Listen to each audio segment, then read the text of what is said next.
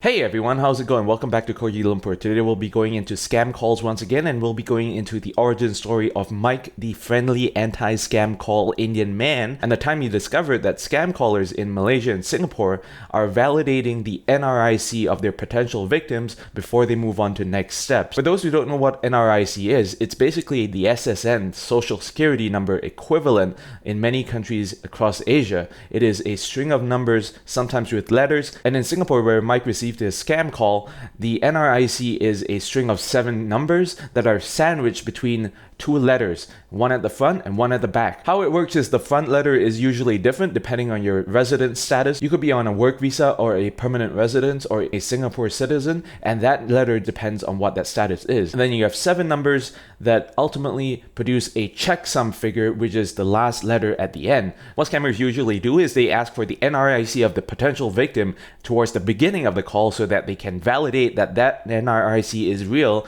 so that they can move on with the victim. There's a few more differences between how scam calls work in Singapore and Malaysia versus how they work in Western countries, as you've probably seen with other YouTubers such as Kitboga or Jim Browning, who are scam baiters in the US and the UK respectively. And one of those other differences is while they usually get their victims to use a desktop or a laptop computer and something like TeamViewer or AnyDesk to get onto the victim's computer, they don't need that in Singapore and Malaysia because banks have made it easier for scammers to get your money by making the use of banking apps on your phone mandatory. So now the scammer just has to get you on that phone call and walk you through some steps, do some convincing, and get you straight to transferring them all your money just using your phone. No desktop or laptop required. That's the beauty of making apps mandatory. Alright, let's have a listen at how this works. Bing, bing, bing, bing, bing, bing. This is the call from OCBC Service Center. You have a transaction of $908 will charge under your OCBC Bank card ending 6978. To approve for this transaction, please press 1. To speak with our operator, please press 0. As you can see, scam calls start out with this automated voice message giving you news about this one scary problem that you have, and you gotta solve it by pressing some number to talk with a person. Good afternoon, OCBC. How can I assist you? Good afternoon. I am calling back about this charge on my account. A charge under your account. You want to check, is it? Yeah, I was told that there is a charge on $1,500. 1,500. It's a charge, is it? I'm not sure, so I'm calling just to check whether this is a charge that I should be aware of. Understand. If that's the case, can you please provide me your name? I happen to check on my system right now. The first thing that they ask you for usually is your name because that's what they use to keep in their Excel so that they can have a list of the leads that they have. Okay, my name is Mike Murugas. How do you spell? M-I-K-E.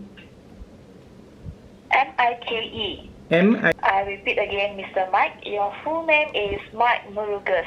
M-I-K-E-M-U-R-U-G-E-S. Yes, that is correct. Mr. Mike, and your IC number for verification. The second thing that they ask for in Malaysia and Singapore scam calls is your IC number. So again, the IC number is important to them because it is possible for them to check, at least in Singapore, if that IC is valid. There's a lot of public websites out there on the internet that allow you to validate the NRIC checksum figure at the end of the IC to make sure the entire thing is valid. And we'll learn more about this as this call goes on. My IC number is... In this phone call, Mike makes a fictional NRIC, which he gives over to the female scam caller, which results in her being unable to validate said NRIC. The last alphabet is S for Singapore, right? S is for Singapore. But I think your IC number that shows is invalid. Can you please repeat again?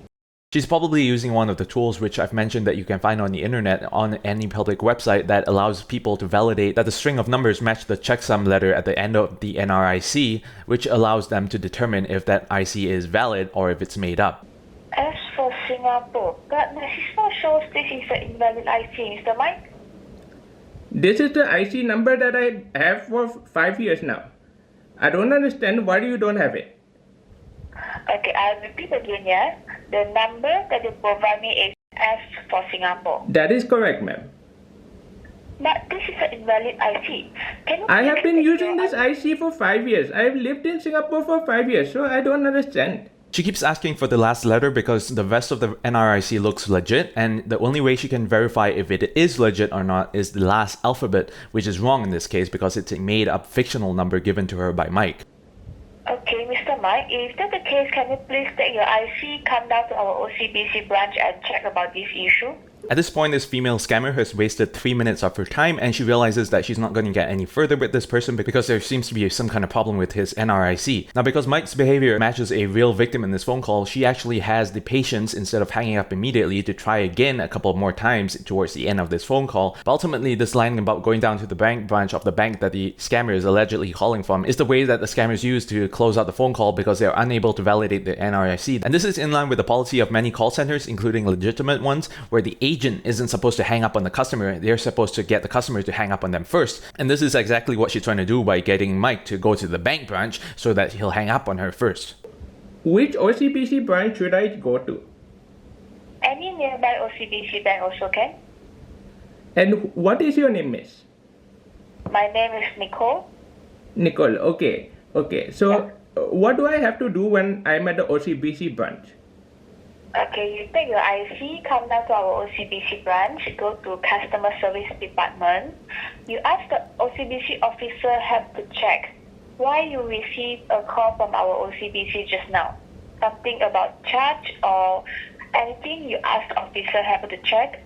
She's counting on the potential victim to go down to the bank branch to ask about this phone call, where the bank will actually tell them that there was no phone call made to the person in the first place. But that doesn't matter anymore because they're unable to call back this number because she's using a soft phone which kind of spoofs local numbers. Based on the accent and the English language skills of this female scammer, which sounds a lot like the UOB scammer from the previous video with Mike, it sounds like she might be also from Malaysia, and it could be that she is actually physically based in Malaysia, but calling into Singapore using a Singapore spoofed number using the soft phone that many of these scam call centers like to use. Okay, miss. Okay, miss. In the time that I was talking with you, I just logged into my account and I checked my IC. It is the same IC that I have just given you. So what is the problem over here? Can you please just remove this charge for me and I can go along with my day? I am on my lunch break now. I just started my lunch break, so I don't have much time to speak with you, please. Can you please remove this charge, ma'am? You come down to our bank first so that our officer can help to check. I already have the IC number correct online. Why should I go to the bank to check? Moreover, tomorrow is going to be Saturday. Saturday I have to work as well. So when will I have time to go to the bank? As you can see over here, because Mike continues to play like a real victim who legitimately doesn't know what's going on, she actually gives him some benefit of the doubt and patiently tries to validate his last letter of his NRIC one more time. Mr. Mike, the last alphabet is S for Singapore or X for X-ray? S for Singapore. S for Singapore. Yes, do you have a hearing problem? I have given you my IC so many times. You have asked for my IC 3 times already. S for Singapore is an invalid IC because... It is the correct IC. It is the correct IC, ma'am. Can you please speak? So can you please take your IC, come down to our bank and check? I can't help to check on this phone call. Because the system shows that your IC number, the last alphabet is X for X-ray. Now this is a big revelation in this call because she actually gives away the fact that she's using an NRIC validator indirectly by telling him that the last letter of the NRIC is supposed to be X instead of S. Correct. But the last alphabet that you provide me, you tell me S for Singapore. It's wrong.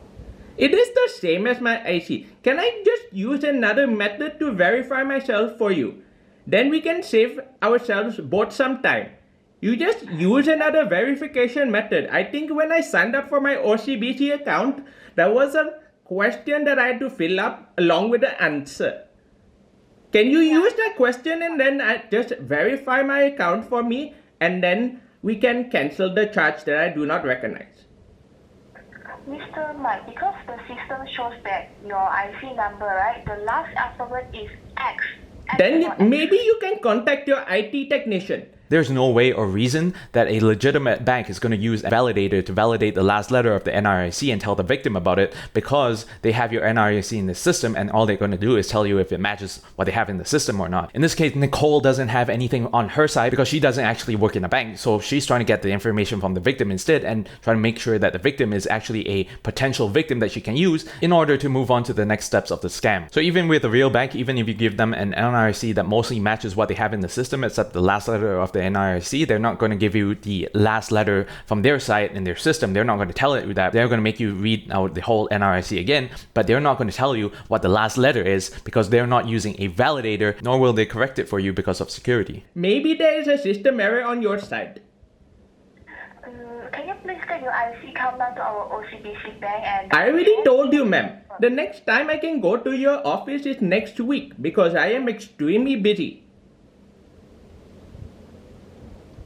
Now at this point, the scammer has wasted another 3 minutes with Mike and has been unsuccessful in getting his valid NRIC, and he's talking way too much for her liking and wasting too much time, so she has no choice but to hang up on him. And that is the origin story from Mike and how he discovered scam call centers in Malaysia and Singapore actually use validators for Singapore NRICs before they move on to the rest of their scam because they don't want to waste any time with a person who's giving them a fake IC number. They use this first level of filtration as a way to weed out people who are giving them false information, or people who might just be joking around, or people who don't actually have their NRIC and have legitimately forgot what it is. Thanks for watching this video. Leave a comment down in the comment section below about your experience with scam callers if you have any. I hope you learned something. See you all in the next video. Goodbye.